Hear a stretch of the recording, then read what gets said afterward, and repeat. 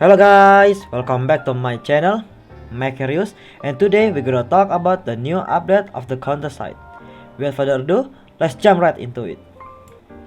First, to celebrate 200 days since counter site come out on the share server, they decided to do the anniversary login, which if you login for the 7 days, you will get the sweet items.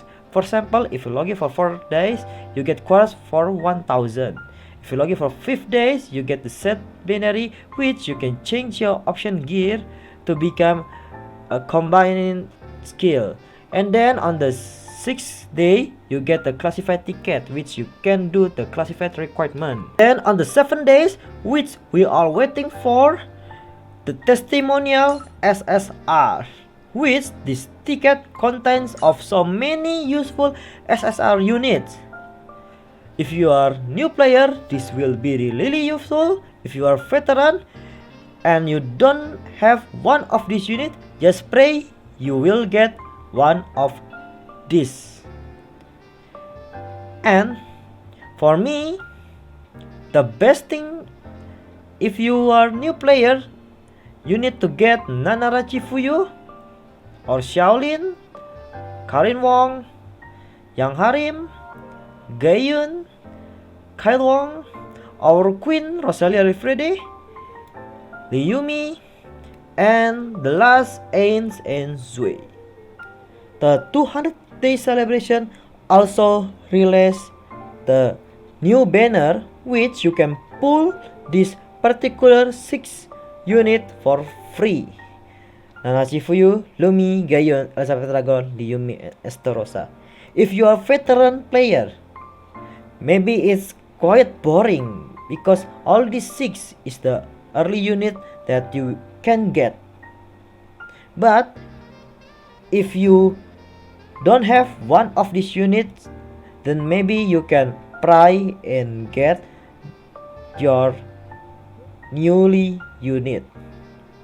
If you are new player, then this event will be really useful, because when you're new player, you can only get one of these unit with your 30 free pool. But combined with this, if you are really lucky, maybe you can get 2 of these units and plus 1 unit that you already get a free 30 pool. So you have a 3 SSR unit on this event. Next, the update also bring back the bingo rewards, which before was the Lijisu and now the Jack Walker skin. If you like to play Jack Walker or he is your husbando, then you really need to clear these bingo sheets. But even if you don't like to play Jack Walker, it's okay, because you really need this particular item. For example, quartz, set binary, tuning binary, and the ship, which will be really useful on your game playthrough. And then to get this data analysis is easy. Just do PvE and you will randomly get data analysis, which if you use it, it will be randomly open the number on the sheet. If you have duplicate, it's okay, because the duplicate will be stuck on here. If you stuck it until 10 times, the ensure analysis will be open and you can use it, which if you use it, it will be randomly open the number that you haven't opened it yet. For the analysis mission on the center, you can play analysis mission on here. This particular 4 mission, if you clear it, it will be open the center number on this center sheet. If you clear all of this, you will get this sweet prize and Jack skin. The update also released the new counter case, a Titan. If you have a Titan and it's already level 100, then you really need to unlock all these 5 keys, which you will get this beautiful ticket, set binary, quartz, and the exclusive gear for your Titan. The update also released the new 5 mission coordinates for dive from 46 to 50, which this dive is really hard because you need the 5 squads on here, and the price is quite really good. If you play until 50, you will get the 700 quartz and 20 ship and 20 ballet, which you will can exchange it on the shop for the Evolve 001. Now, let's talk about the new banner. The classified banner released the first machine awakening unit, the Evolve 1 Apex Predator, which can attack both ground and air unit with the status HP 98,000, which is really high, attack armor 5,000 is high too, and the regular death crit hit and 0 evasion. This giant robot, which is very scary, cool, and the baddest looking.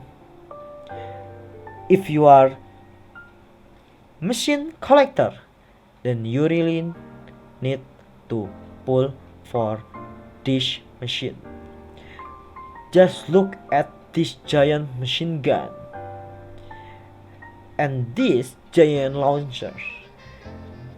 This machine is really like a predator that want to destroy your opponent until nothing left. Now let's talk about this machine skill. Basic attack. Fire a glancing gun that can attack ground and anti-air gun at air unit. So it's like the Ifrit, the machine gun. So it will be a fire fasting hit, and it can decrease your target healing by 100. It's almost same like Suyon. And then we have the evolving attraction for his passive skill. When deploy, destroy ally machine on the field and increase attack by 50% up to 3 stacks. Evolve 1 can be healed or receive non-permanent buff or debuff. So, if you have 3 machines on your field before Evolve 1 being summoned, then your 3 machine will be consumed and be destroyed by the evolving one and increase his attack by 15%. If you have 3, then 54.5%. Then it's really high damage output. If you are increase this passive skill to level 5, it can add debate resistance by 15% up to 3 stacks. So it's 50% again. So if you are playing machine squad, then you really need this Evolve 1 because your machine get destroyed, but it only make your Evolve 1 getting more buff and more stronger. And then we have the special skill Warbringer. Fire a high power ray gun inflicting AoE damage in front, decrease enemy attack and skill haste by 30% for 6 seconds. Basically it's a Nayobin, kinda Nayobin, because it decreases haste by 30%, but this FF1 also decreases the attack, so it will be quite annoying to fight this machine on the PvP Because if Nayobin get banned, they still have the Alpha of 1, which is really broken on the PvP because of the decrease of the skill haste. And if you increase this special skill Warbringer, it's remove all non-permanent buff on target. So if you praise the supporter Yang Harim and other healer support that can shield your unit, it will be all removed. So basically it's a Nayobin again. And then we have the ultimate skill Anti-War Ender. Nemesis. Fire a tactical fusion projectile inflicting OE damage in front. If you upgrade this ultimate skill to level 5, it penetrates the target damage resistance by 50%. So it's basically like the Sylvia ultimate skill, but it's more stronger and can destroy your back opponent's units. For the conclusion, do we really need to play or pull F of 1? If you like to do PvP, then you really need to pull this F of 1. Why? Basically, this is Nayobin. Fucking Nayobin. But more stronger. If you are play the machine unit on your PvP team, for example the Titan, Ifrit, Estrak, and other machine, then you really need to pull for the F of 1. But for the PvE, I don't think you really need to F of 1. Even if you don't have any tank, you can play Liumi. It will be lower cost and can shield your unit. Or you can play another Awakening unit, the best Awakening unit for the defender on the PvE, Awakening Hilde. If you don't have and have Nayobin, you can still use the Nayobin better than F of 1 on the PvE. But if you are like PvE and use the machine unit, then you need the F of 1 because the machine can buff your F of 1 to become more monster, become more predator, and more destroyer. And for the last, the update also released the new banner Overflow. And if you get lucky when you try to pull the Overflow, you can also get the SR unit glitch. Now let's talk about the Overflow. Overflow defender with the ground attack. And also this is the first time the Counter-Strike release a unit with a two types, soldier and mechanic. So this unit can use the soldier gear and the mechanic gear, which this unit have a many option to put the gear and combine it to become more stronger. Overflow also have a nice decent status, HP 60,000 and attack 3,000, and the other stars is the regular one. This scary, cool and bulky guy with a cool helmet with a giant hammer on his shoulder. If you are a collector or really like his design, you can pull for him. But is he good for the PvE or the PvP? Now let's talk about his skill. Passive skill, Field Domination. Forcefully slam into enemies, resisting knockback upon deployment. Swing his hammer downward, inflicting AoE damage and stunning target even in special skill mode. So, when you summon Overflow, he cannot be knocked back. For example, if Hilde use her skill, or Veronica use his rush skill, or your opponent use this special skill for the ship, the laser, the Overflow cannot be knocked back. And also, it can cancel your opponent's special skill if you put the Overflow with the right timing. And if you upgrade the passive skill to level 5, it get immunity to stun and damage plus 10% to surrounding enemies. So, Field Domination, when the level is 5, your Overflow, get immunity for the knockback, immunity for stun, and also increase the damage 10% for your surrounding enemies, and also can stun your opponent. The special skill, Getaway Crusher, charge forward, using his hammer rocket propulsion power, inflicting away damage and force enemy to attack him for 5 seconds. After charging, swing his hammer to attack again and stun enemy for 2 seconds. So, he can charge forward to your opponent enemies and taunt your opponent enemies, so your opponent enemies cannot attack your back unit or other unit. And also, after charging, he can swing his hammer again and stun for 2 seconds.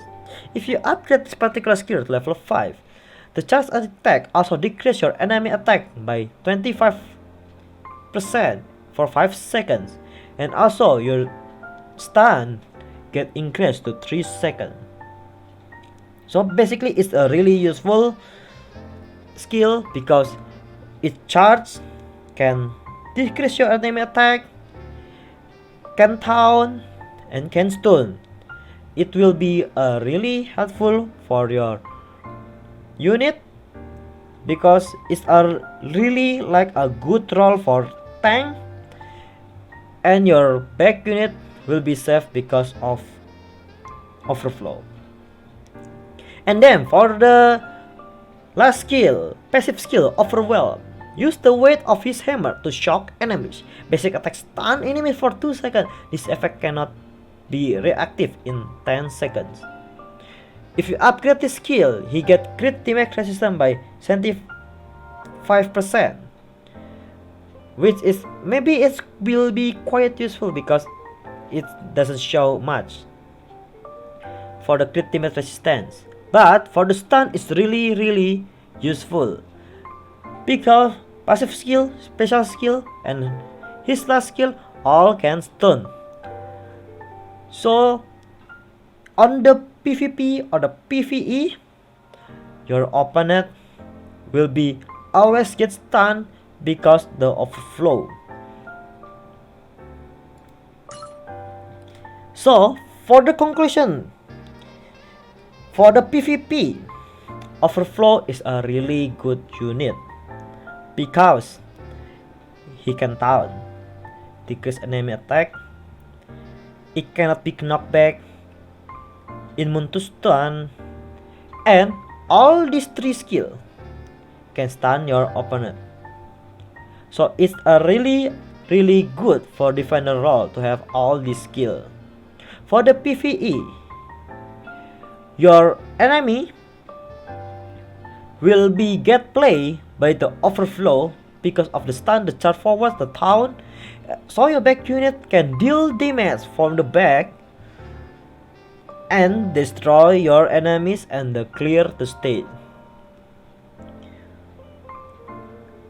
If you want to play Overflow, I really recommended it because on the PvP or the PvP is a really good team. If you are play soldier team or the mechanic team, this will be a great additional for your team.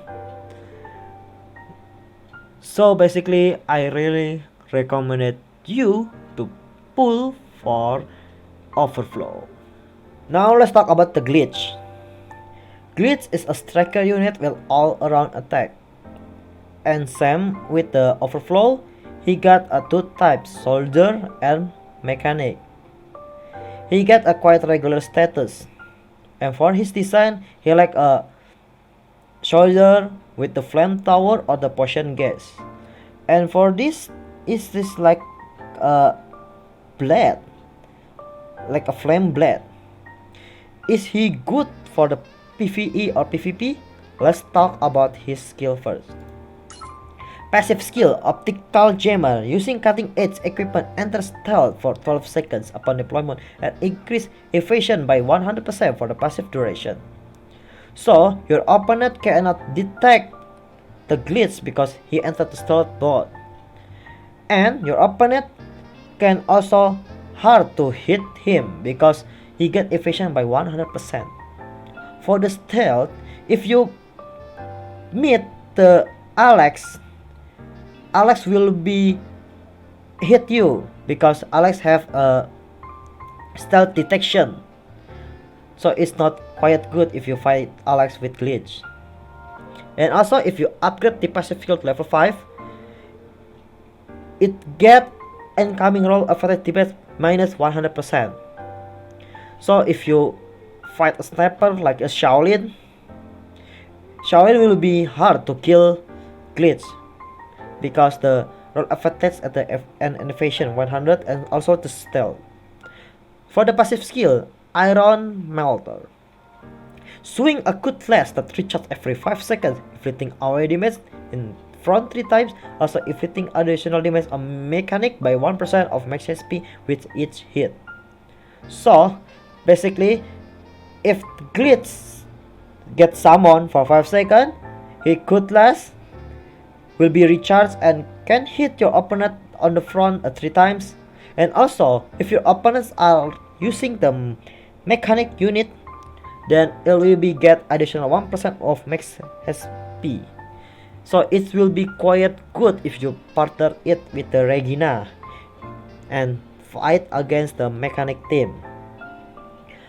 If you upgrade to level 5, it get additional damage by 3% of max HP instead. So basically, if you fight the machine, this glitch can hit your opponent mechanic hard. If glitch versus glitch, I don't know who will win, but anyone who get a better gear can win. And also if glitch fight against Ifrit, Extract or Titan, I think he will deal a quiet high damage output. For the conclusion though, do we really need to pull for glitch? If you like to pull for Overflow and then you get glitch, then you can play glitch on the PvE or the PvP because he is quite unkillable because of the invention and the affected damage resistance, and also he can deal quiet damage to machine. So if you meet the opponent with the machine team, then glitch can really destroy your opponent machine. And also he is a lower cost, only 2, same like the rifleman. That's all for today's video guys. I hope you guys enjoy it. Please don't forget to subscribe and hit the like button. See you next time guys. Bye.